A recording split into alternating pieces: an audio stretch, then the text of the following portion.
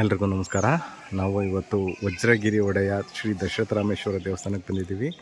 ಹೊಸದುರ್ಗದಿಂದ ಸುಮಾರು 35 ಕಿಲೋಮೀಟ್ರ್ ದೂರದಲ್ಲಿ ಇರೋಂಥ ದೇವಸ್ಥಾನ. ಆ್ಯಕ್ಚುಲಿ ಇದೊಂದು ಹಿಸ್ಟಾರಿಕಲ್ ಎವಿಡೆನ್ಸ್ ಏನಂತಂದರೆ, ಇಲ್ಲಿ ಶ್ರವಣಕುಮಾರ ತಂದೆ ತಾಯಿಗಳನ್ನ ಕರ್ಕೊಂಡು ಬಂದು ಅವನ ತಂದೆ ತಾಯಿಗಳು, ವಯಸ್ಸಾದ ತಂದೆ ತಾಯಿಗಳನ್ನ ಇಲ್ಲಿ ಇಟ್ಕೊಂಡಿರ್ತಾನೆ. ಅವರಿಗೆ ನೀರು ತರೋಕ್ಕೆ ಅಂತ ಹೋದಾಗ ಮುಂದೆ ಒಂದು ಬಾವಿ ತೋರಿಸ್ತೀನಿ.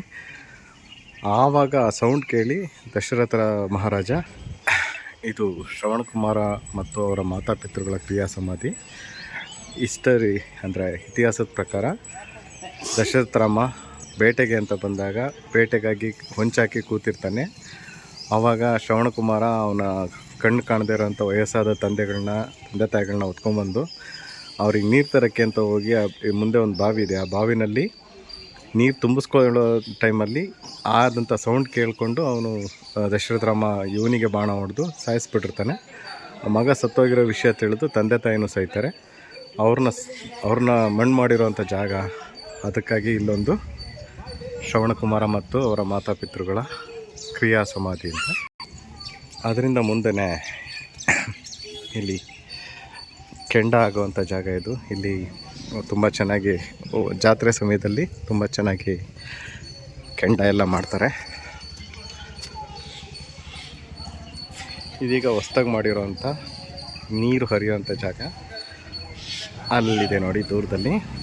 ಅದು ನಾವು ಹೋಗಬೇಕಾಗಿರೋವಂಥ ದಶರಥ ರಾಮಸ್ವಾಮಿ ದೇವಸ್ಥಾನ. ಬನ್ನಿ ಹೋಗೋಣ. ಇಲ್ಲೆಲ್ಲ ಬಂದು ಉಳ್ಕೊಳ್ಳೋಕ್ಕೆ ಒಂದೊಂದು ಊರಿನವರು ಒಂದೊಂದು ಕಡೆ ಮನೆಗಳ ಥರ ಕಟ್ಕೊಂಡಿದ್ದಾರೆ. ಈಗ ತುಂಬ ಚೆನ್ನಾಗಿ, ಮೊದಲೆಲ್ಲ ತುಂಬ ದೊಡ್ಡ ಕಾಡಾಗಿತ್ತಿದು. ಈಗ ಕಾಡೆಲ್ಲ ಕಡಿದು ಮನೆಗಳನ್ನೆಲ್ಲ ಕಟ್ಟಿದ್ದಾರೆ. ಆಮೇಲೆ ಈ ಕಡೆ ಬಂದಿರೋವಂಥ ದೇವರುಗಳು ಇಡೋವಂಥ ಜಾಗ ಇವು ಮೂರೂ.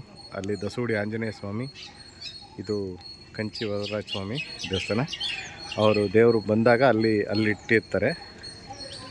ಆ ಕಡೆ ಒಂದು ವೀರಭದ್ರ ಸ್ವಾಮಿ ದೇವಸ್ಥಾನ ಇದೆ.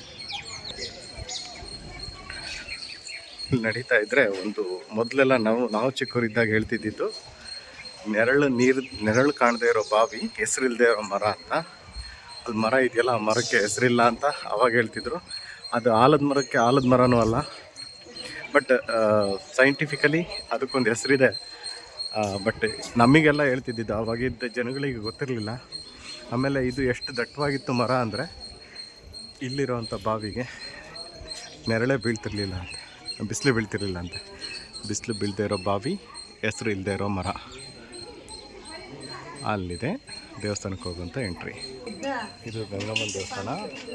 ಇಲ್ಲಿ ಇರೋವಂಥ ಬಾವಿನಲ್ಲಿ ನೀರಿದೆ. ನೀರು ಯಾವಾಗಲೂ ಹನಿಯಾಗಿ ಬೀಳ್ತಾನೆ ಇದೆ, ಹೊಸ ನೀರು ಬರ್ತಾನೆ ಇರುತ್ತೆ. ಬಟ್ ಆದ್ರೂ ಇಲ್ಲಿ ಪೂಜಾ ಕೈಂಕರ್ಯಗಳು ನಡೆಯೋದ್ರಿಂದ ಅಲ್ಲಿ ಸ್ವಚ್ಛತೆ ಕಾಪಾಡೋಕ್ಕಾಗದೆ ಮಲಿನ ಆಗಿದೆ ನೀರು, ಮಲಿನ ಗಂಗೆ. ಈಗ ಹತ್ತುತ್ತಾ ಇದ್ದೀವಿ ನೋಡಿ.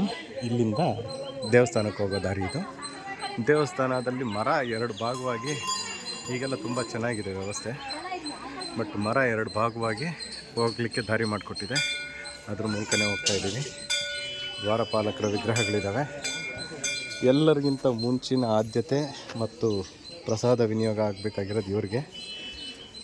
ಇವರೇ ಇಲ್ಲಿನ ಮಹಾ ಭಕ್ತರು, ಮಹಾದೇವರು ಕೂಡ. ಎಲ್ಲರೂ ಇಲ್ಲಿ ನೋಡಿ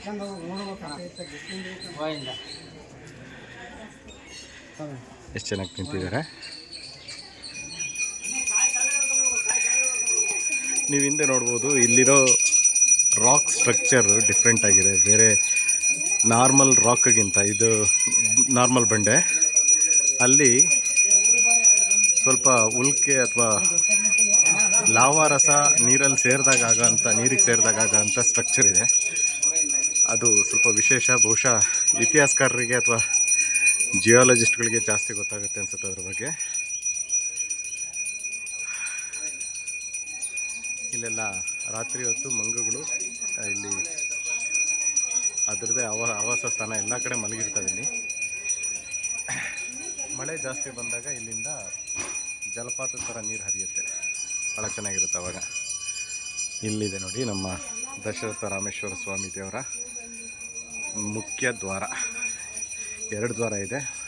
ನಾರ್ಮಲಿ ಪೂಜೆ ಅಥವಾ ಜಾತ್ರೆ ಸಮಯದಲ್ಲಿ ಎರಡನ್ನೂ ಓಪನ್ ಮಾಡ್ತಾರೆ. ಈಗ ಒಂದೇ ಇದೆ.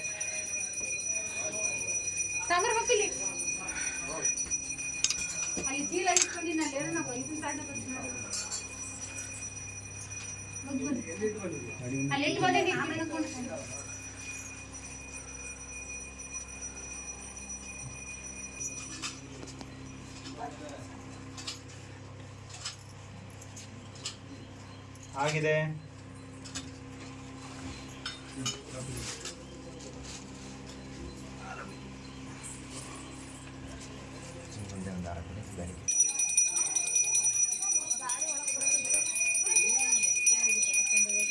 ಇಲ್ಲಿ ರುದ್ರಾಭಿಷೇಕ ಮತ್ತು ನಾರ್ಮಲ್ ಪ್ರತಿದಿನದ ಕೈಂಕರ್ಯಗಳ ಸಮಯ ಎಲ್ಲ ಮೆನ್ಷನ್ ಮಾಡಿದ್ದಾರೆ.